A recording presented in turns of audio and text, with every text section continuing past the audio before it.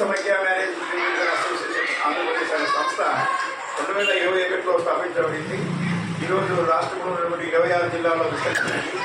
దాదాపు 750 మంది ఇందులో సభ్యత్వం పొంది ఉన్నారు. వారందరి సంక్షేమ కార్యక్రమాలు చూసుకొనికే హిందూ సమైక్య అసోసియేషన్ స్టార్ట్ చేశాము. అందులో భాగంగా తిరుపతి జిల్లాలో కూడా ఒక కార్యవర్గాన్ని స్టార్ట్ చేయాలనే ఉద్దేశంతో ఈరోజు ఈ తిరుపతి మహాపట్టణానికి రావాల్సి జరిగింది.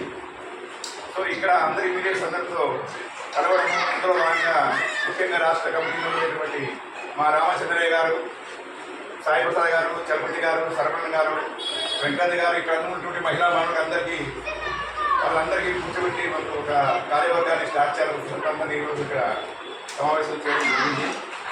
కాబట్టి ఇప్పుడు ప్రస్తుతం ఎన్నికలు జరుగుతాయి. ఎన్నికలు జరిగే మూమెంట్లో కూడా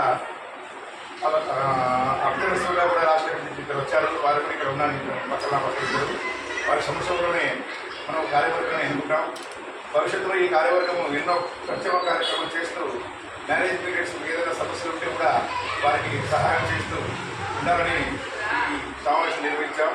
తర్వాత మా ముఖ్యమైన డిమాండ్ ఏంటంటే ఈ మ్యారేజ్ పీరియడ్ వ్యవస్థ అనేది లేబర్ యాక్ట్ కింద తీసుకురావాలి, అసంఘటిత కార్మికులుగా గుర్తించాలని ప్రభుత్వాన్ని కోరుతున్నాం.